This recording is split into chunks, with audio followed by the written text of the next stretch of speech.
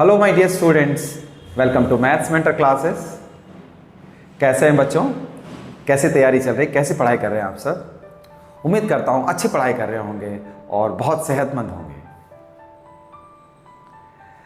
आज की इस वीडियो लेक्चर में हम लोग क्लास 10th की ट्रायंगल्स को पढ़ाने वाले हैं। आपने 9th क्लास में भी ट्रायंगल्स को पढ़ा है। 9th क्लास और 10th क्लास में ट्रायंगल्स दो डिफरेंट क्राइटेरिया पे हम पढ़ते हैं। क्लास 9th में आपने पढ़ा कॉन्ग्रुएंट ट्रायंगल्स, ठीक है। कॉन्ग्रुएंट ट्रायंगल्स में हमने पढ़ा जब शेप और साइज दो फिगर्स की सेम होती हैं तो उन्हें हम लोग कॉन्ग्रुएंट कहते हैं, ठीक है। Similar in shape and size, दोनों की शेप और साइज सेम हो तो हम उसे कॉन्ग्रुएंस कहते हैं। कॉन्ग्रुएंट को हमने किस तरह के सिंबल से लिखना शुरू किया है? कॉन्ग्रुएंट को हमने ये सिंबल को लिखना शुरू किया। दो ट्रायंगल जब कॉन्ग्रुएंट होते हैं तो हम उसे इस तरह से लिखते हैं, triangle ABC and triangle DEF। दोनों ट्रायंगल एक शेप और साइज के होने चाहिए। जैसे आप यहाँ फिगर देख रहे हो, दोनों की साइज अलग अलग है। तो जब फिगर का शेप तो सेम हो बट साइज सेम ना हो, ठीक है। क्या बोला मैंने? अगर शेप सेम हो, एक जैसे दिखते हो बट साइज डिफरेंट हैं, ठीक है, तो उसे हम सिमिलर कहते हैं। सिमिलर के लिए कंडीशन ये है कि शेप एग्जैक्ट सेम होनी चाहिए, एक जैसी चीज होनी चाहिए। पॉलीगॉन हो, क्वाड्रिलेटरल हो, ट्रायंगल हो, ठीक है, उसकी शेप बिल्कुल सेम हो जो पिछली ट्रायंगल की जैसी हो, लेकिन उसकी साइज वैरी हो सकती है, बड़ी या छोटी, ठीक है। जबकि कॉन्ग्रुएंसी के लिए सेम शेप एंड साइज होना चाहिए। आइए मैं आपको सबसे पहले कुछ इंटरेस्टिंग फिगर्स के बारे में बताऊं।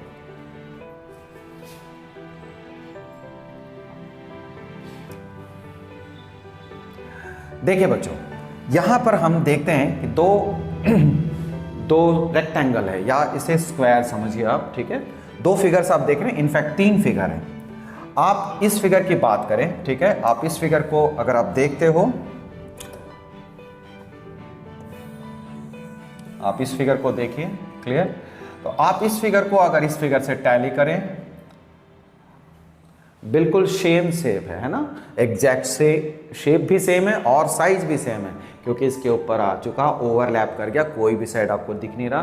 बिल्कुल पिछला ट्रायंगल आपको, पिछला जो स्क्वायर है वो आपको नजर नहीं आ रहा। लेकिन अगर आप इसे अलग कर दें तो आप देखते हैं दो अलग अलग शेप हैं, दोनों एक जैसी है, क्लियर। वेल, तो ये हो गया फर्स्ट एंड सेकंड फिगर, दोनों सेम शेप के हैं। आइए अगर मैं इसके बारे में डिस्कस करता हूँ, ये दोनों एक जैसे हैं, लेकिन आप देखिए इसकी साइज जो है और इसकी साइज में फर्क है, ठीक है। बिल्कुल सेम शेप है लेकिन साइज जो है वेरिएबल है, वेरी कर रही है। इसकी साइज ये छोटी है और ये बड़ी। तो मैं आपको कहना क्या चाहता हूँ, कहना ये चाहता हूँ कि अब अगर आप डिस्कस करना चाहें तो ये फर्स्ट फिगर है, क्लियर, ये फर्स्ट फिगर है और ये second and this one is the third. First और सेकंड जो है वो कॉन्ग्रुएंट है, फर्स्ट और सेकंड जो है वो कॉन्ग्रुएंट है। इसको हम इस तरीके से दिखाते हैं, first figure and second figure are congruent, जबकि फर्स्ट और थर्ड जो है बेटे ये सिमिलर हैं, ठीक है। सिमिलर की फिगर जो है, सिमिलर का सिंबल इस तरह से लिखते हैं, फर्स्ट एंड थर्ड। आया समझ में आपको? तो जैसे कि आप देखते हैं कॉन्ग्रुएंसी 9th क्लास में आपने पढ़ा, दो एक जैसे फिगर होनी चाहिए, similar in shape and size. Whereas अब हम क्लास 10th में देखने वाले सिमिलर फिगर्स को, सिमिलर पॉलीगॉन, सिमिलर स्ट्रक्चर, ठीक है। तो सिमिलर फिगर में हमने देखा साइज वेरी हो सकती है, लेकिन साइज वेरी होने के क्या कंडीशन है अभी आज के लेक्चर में उसी को मैं आपको पढ़ाने वाला हूँ। आप देखें थर्ड में, अगर इसमें आप नोटिस करें, ठीक है, इसमें भी आप नोटिस कर सकते हो, तो ये जो चीज़ें आप इस पर आप लाओगे, देखिए ये फिगर दोनों बिल्कुल सेम है, एग्जैक्टली, क्लियर। तो ये बिल्कुल सेम है, तो इसका मतलब ये हो गया कॉन्ग्रुएंट ट्रायंगल्स हैं, ठीक है, ये कॉन्ग्रुएंस है। जबकि आप अगर इसे नोटिस करें, ठीक है, इसे नोटिस करते हैं तो ये देखिए ये यहाँ आ गया, क्लियर। और अगर आप इसे नोटिस करेंगे तो अगर आप इसको यहाँ रखते हो, देखिए आपने देखा ये तीनों ट्रायंगल साइज अलग अलग है बट एक जैसे, similar in shape, they are known as similar triangles, ठीक है। चलिए ये सिमिलर ट्रायंगल्स हैं। तो कहने का सेंस क्या हुआ, आप इसे किस तरह से आप एक्सप्लेन करने वाले हो। ये फर्स्ट, ये सेकंड है और ये थर्ड एंड फोर्थ। अगर कहें फर्स्ट और सेकंड जो हो गया वो आपका फर्स्ट और सेकंड कॉन्ग्रुएंट हो गए, जबकि 1 के साथ आप 2 को सिमिलर रख सकते हो, 2 के साथ आप 3 को सिमिलर रख सकते हैं। सॉरी, आई मीन टू से 1 के साथ आप 3 को सिमिलर रखोगे और 3 के साथ आप 4 को सिमिलर रखोगे। 1, 3, 4 तीनों सिमिलर ट्रायंगल्स हैं। तो आइए सिमिलर ट्रायंगल्स को आगे पढ़ते हैं। आपके बुक में चैप्टर 6 में जितने सारे कॉन्सेप्ट्स हैं अलग अलग एक्सरसाइज में, सबको मैं ब्रीफली बताने वाला हूँ। चलिए, सबसे पहले सिमिलर ट्रायंगल में हमने देखना क्या है।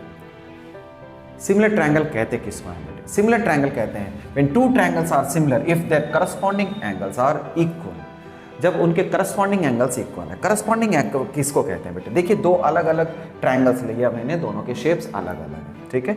आप इन दोनों ट्रायंगल्स के सिमिलरिटी के बारे में डिस्कस करना हो, ठीक है, 2 एंगल्स, ठीक है, दोनों ट्रायंगल्स के जो करस्पॉन्डिंग एंगल्स हैं वो सेम होनी चाहिए, AD के बराबर होना चाहिए। आप देखो, AD के बराबर होगा, BE के बराबर है और CF के बराबर है। क्लियर?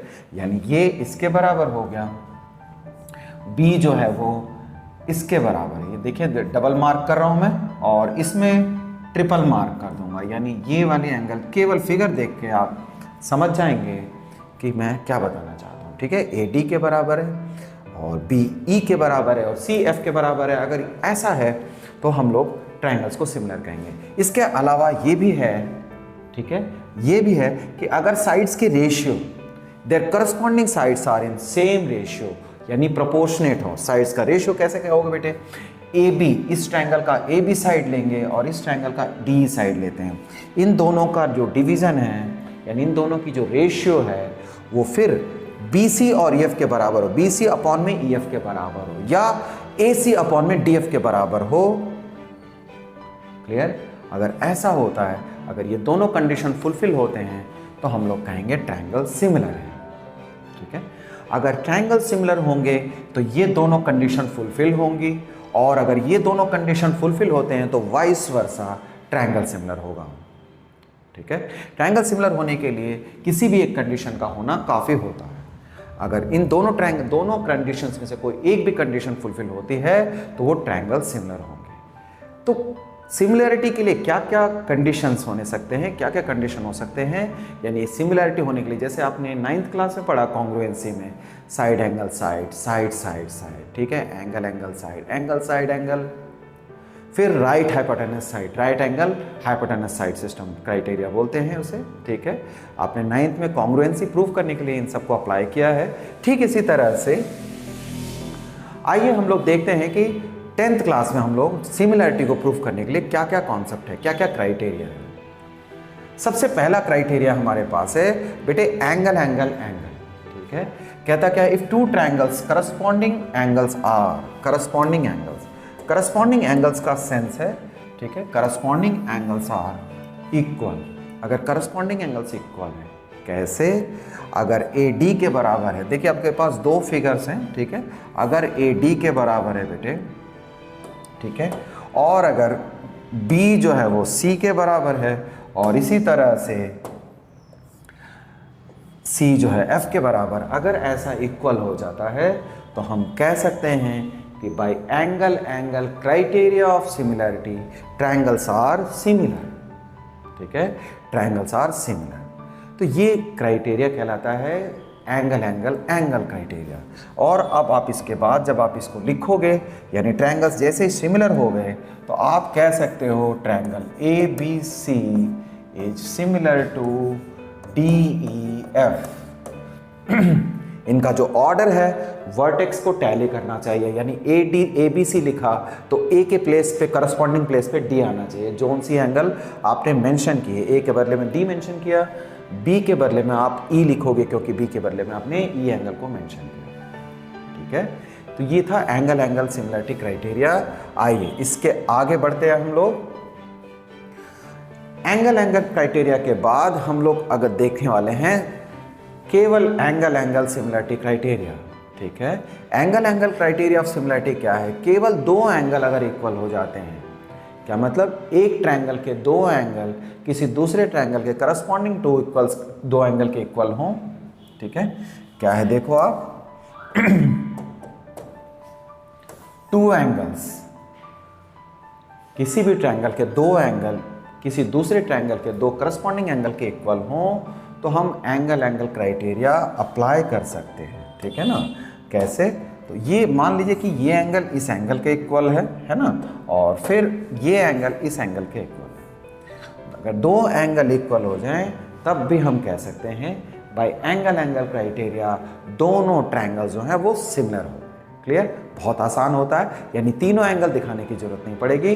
अगर दो एंगल आपने इक्वल कर दिया, किसी एक ट्रायंगल के दो एंगल को दूसरे ट्रायंगल के दो एंगल के इक्वल कर दिया आपने, तो इसका मतलब दोनों ट्रायंगल्स जो हैं वो सिमिलर हो जाएंगे। ठीक, आइए नेक्स्ट कॉन्सेप्ट है हमारे पास साइड साइड साइड क्राइटेरिया। क्या है बच्चों? इसमें दो ट्रायंगल्स आपके पास हैं, ठीक है, two triangles. Side of one triangle are proportional to the sides of other triangle, ठीक है। एक ट्रायंगल का एक साइड और दूसरे ट्रायंगल का दूसरा साइड, इसी तरह से पहले ट्रायंगल का दूसरा साइड और दूसरे ट्रायंगल का दूसरा साइड का रेशियो प्रोपोर्शन हो। रेशियो कैसे कहेंगे? दो ट्रायंगल आपके पास है ए बी सी और डी ई एफ, ठीक है। आपने इधर से ए बी साइड लिया,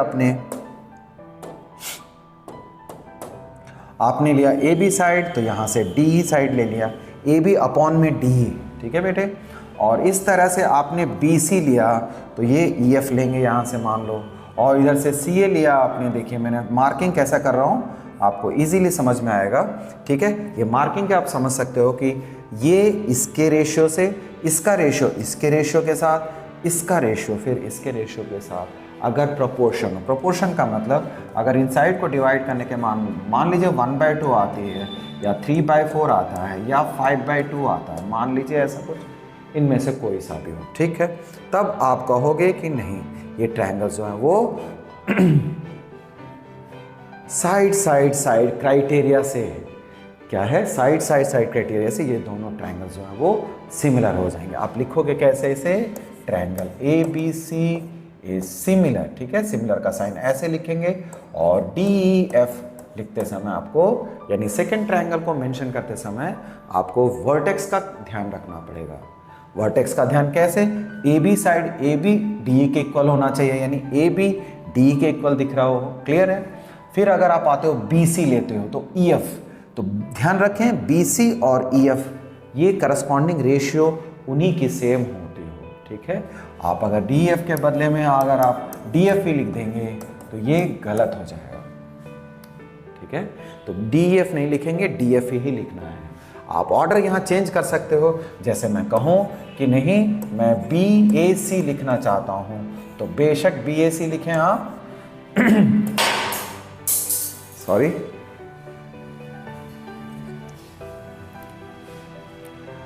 BAC लिखेंगे। जब BAC लिखते हैं तो BAC यानी BAC का मतलब हो गया, BA जब लिखते हो तो आप ED का ध्यान रखें, ED है ना, और C लिखते हैं यानी AC लिखते हो तो DFI यानी EDF लिखना होगा आपको। तो इस तरीके से आपने चेंजेस कर सकते हो, लेकिन इस चेंजेस को इसी के अकॉर्डिंग करना होगा। यानी फर्स्ट ट्रायंगल के वर्टेक्स को जिस ऑर्डर में लिखा आपने बेटे, सेकंड ट्रायंगल के लिखते समय सिमिलरिटी हो या कॉन्ग्रुएंसी में जैसा आपने देखा, इसके जो सिमिलरिटी है यानी इसका जो ऑर्डर है उनका ध्यान रखना होगा, ठीक है। यानी मैंने ये कहा कि दोनों साइड्स के जो साइड्स का जो रेशियो, दोनों ट्रायंगल का जो साइड्स का रेशियो है अगर वो सेम हो तो हम side side side criteria of similarity apply करेंगे, ठीक है। आपको समझ में आ रही है? बढ़िया। आइए आगे बढ़ते हैं हम लोग। फिर साइड साइड साइड के बाद अब हम देखने वाले हैं साइड एंगल साइड।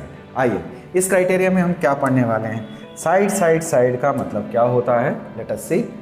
देखिए इसमें मैं आपको बताऊं, angle of triangle is equal to one angle of other triangle, ठीक है। यानी एक ट्रायंगल का एक एंगल और दूसरे ट्रायंगल के एक एंगल के इक्वल हो, ठीक है। जैसे मान लीजिए ये वाली साइड के बारे में बात कर रहा हूँ। ये एंगल मान लीजिए इस एंगल के बराबर, क्लियर, ठीक है।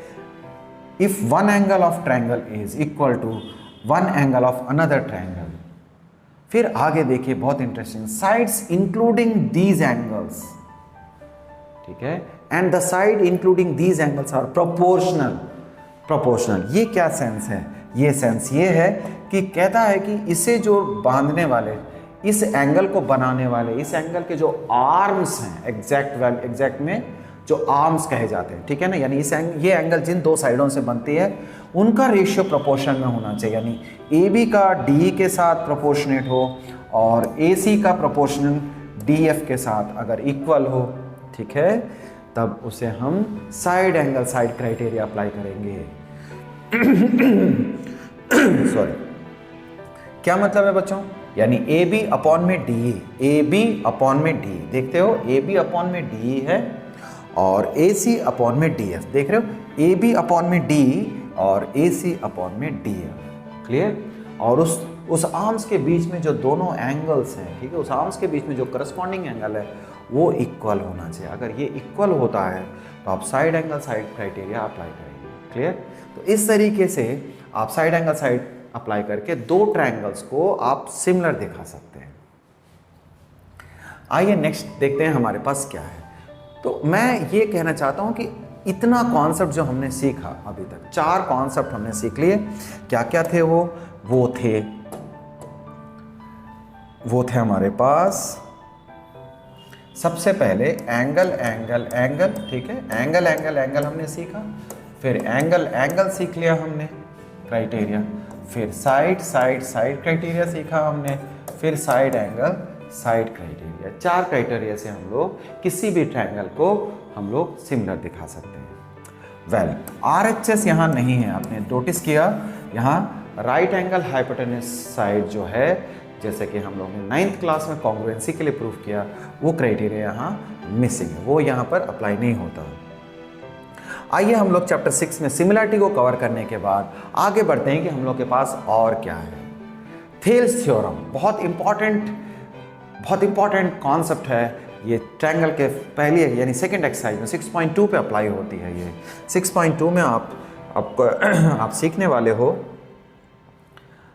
6.2 में आप सीखते हो इसे। 6.2 एक्सरसाइज 6.2 में हम थेल्स थ्योरम अप्लाई करते हैं। थेल्स थ्योरम क्या है? बेसिकली इसे बेसिक प्रोपोर्शनैलिटी थ्योरम भी कहते हैं, basic proportionality theorem, BPT, popularly BPT कहा जाता है। क्या कहता है इसमें? यह कहा जाता है कि अगर एक ट्रायंगल दे रखी है, if a line is drawn parallel to one side of a triangle, एक ट्रायंगल है, ठीक है, उसमें अगर एक लाइन किसी साइड के पैरेलल आप ड्रॉ करते हो, ठीक है, ये ABC ट्रायंगल है और आप डी लाइन आप किसी साइड के पैरेलल आप ड्रॉ करते हो, ठीक है, तो ये जो लाइन है जो बाकी दो साइडों को इक्वल रेशियो में डिवाइड करती है।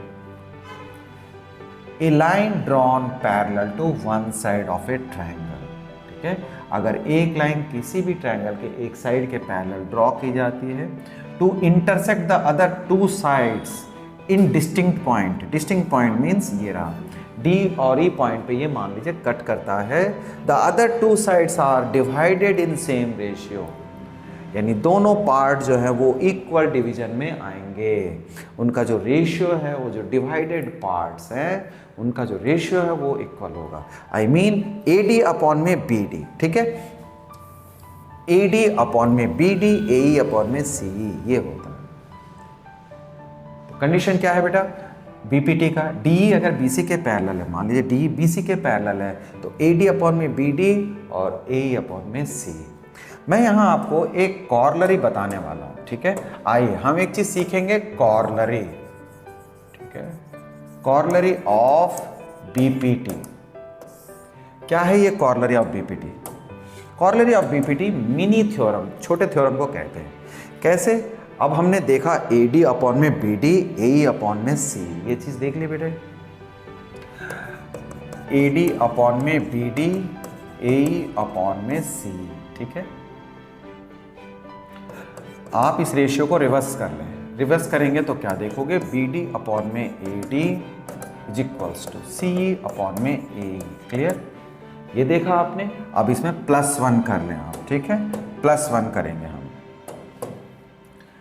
B D plus A D, B D upon में ए डी +1 +1। क्लियर। अब अगर हम एलसीएम लेते हैं इसका, B D plus A D by A D, C plus A upon में ए। क्लियर। अब B D plus A D, अब देखिए B D plus A D क्या बन जाएगा, बी डी और ए डी जोड़ते हैं तो आपको ए बी मिलता है बेटा, ए बी, ठीक है, और नीचे ए डी आ जाएगा। इस तरह से सी और ए जब आप जोड़ते हो तो आपको क्या मिलेगा, ए सी मिलेगा, ए सी अपॉन में A. Clear, A C upon में ए। इसे रिवर्स कर सकते हो आप, इसे रिवर्स करोगे तो आप क्या देखते हो, ए डी अपॉन में ए बी और ए अपॉन में ए सी। ठीक है, ए डी अपॉन में ए बी, यानी अब इस ट्रायंगल में आप देखिए क्या मिलता है, डी लाइन जब इस तरह से इंटरसेक्ट करती है अगले दो साइड पर, तो आपने क्या देखा, ए डी अपॉन में ए बी। ठीक है, कैसे, ए डी अपॉन में ए बी, अगर मैं आपको बताऊं फिगर में, ए डी अपॉन में ए बी। क्लियर, इस तरह से ए अपॉन में ए सी, ए डी अपॉन में ए बी, ए अपॉन में ए सी। इसे कॉर्लरी ऑफ बीपीटी कहते हैं, यानी आप इसमें अप्लाई कर सकते हो इसी तरह से ए डी अपॉन में ए बी और ए अपॉन में ए सी। ये भी वाइडली यूज होता है। आप इसे किस तरह से मेंशन करेंगे, कॉर्लरी ऑफ बीपीटी, आप ये लिख करके इसे अप्लाई कर सकते हैं।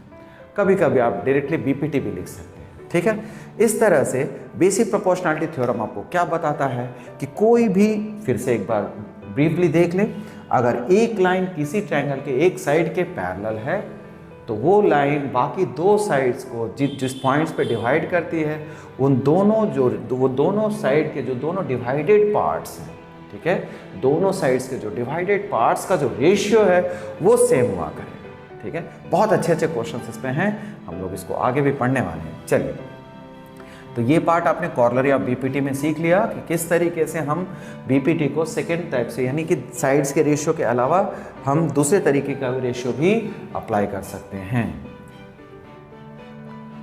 Next, converse of BPT. Converse of BPT में हम क्या देखते हैं, कन्वर्स ऑफ बीपीटी में आप देखते हो, कन्वर्स ऑफ बीपीटी में आपके पास है कैसे इसका रिवर्स, यानी हर थ्योरम के, अक्सर ज़्यादातर थ्योरम के कन्वर्स पार्ट भी हुआ करते हैं। कन्वर्स पार्ट क्या कहता है, आप देखें, if a line divided in two sides, किसी ट्रायंगल के अंदर a line divides in two sides of triangle. ठीक है, मान लीजिए कोई लाइन है, ठीक है, वो एक ट्रायंगल के दो साइड्स को इस तरह से डिवाइड करती है। एक ट्रायंगल दिया हुआ है आपको और एक लाइन दी हुई है, वो लाइन उस ट्रायंगल के दो साइड को इस तरह से डिवाइड करती है। It divides in such A ratio, equal ratio, same ratio में अगर डिवाइड करती है, ठीक है, सेम रेशियो में डिवाइड करती है, तब हमारे लिए एक जरूरत की चीज आती है, सेम रेशियो में अगर डिवाइड करता है, then lines, this line is parallel to this. ठीक है, ये लाइन जो है ये पैरेलल हो जाएगा। आपने पीछे देखा, अभी पीछे आपने ये देखा कि अगर लाइन पैरेलल है तो रेशियो इक्वल होती है, डिवाइडेड पार्ट्स के जो रेशियो हैं वो सेम होते हैं। अब की बार क्या कहता है कि ये लाइन इस तरह से डिवाइड करती है कि वो दोनों डिवाइडेड पार्ट्स के ए डी अपॉन में बी डी, देखिए A D by B D और ए बाई सी, इसका जो रेशियो है अगर वो इक्वल आता है, then this line is parallel to this line. ठीक है, ये कन्वर्स ऑफ बीपीटी, अब जब भी अप्लाई करेंगे कन्वर्स ऑफ बीपीटी कह के अप्लाई करना, बहुत इंपॉर्टेंट, और अच्छे अच्छे क्वेश्चंस को हम लोग आगे पढ़ेंगे। चलिए, नेक्स्ट, कन्वर्स ऑफ बीपीटी हमने देख लिया। बीपीटी में क्या है, आपके पास लाइन पैरेलल दे रखी है तो रेशियो इक्वल होता है, जबकि इसके रिवर्स में, कन्वर्स में क्या है, रेशियो इक्वल होती है तो लाइन पैरेलल होता है। ठीक है बेटा, आइए, कन्वर्स ऑफ बीपीटी यानी 6.2 कर लिया हमने। 6.3 सिमिलरिटी को डिस्कस करता है, जो मैंने पहले पढ़ाया। 6.4 एक्सरसाइज, ठीक है, जो कि इस साल ओमिटेड है। ठीक है, सीबीएसई की तरफ से एक छूट मिली है कि 6.4 आप एक्सक्लूड कर सकते हो प्रिपरेशन के लिए। इसमें कुछ खास नहीं है। देखिए, इसमें भी क्या बात है कि दो ट्रायंगल्स हैं, अगर वो सिमिलर हैं, the ratio of the area of two similar triangles, देखिए अगर ट्रायंगल्स सिमिलर दे रखे हों, इफ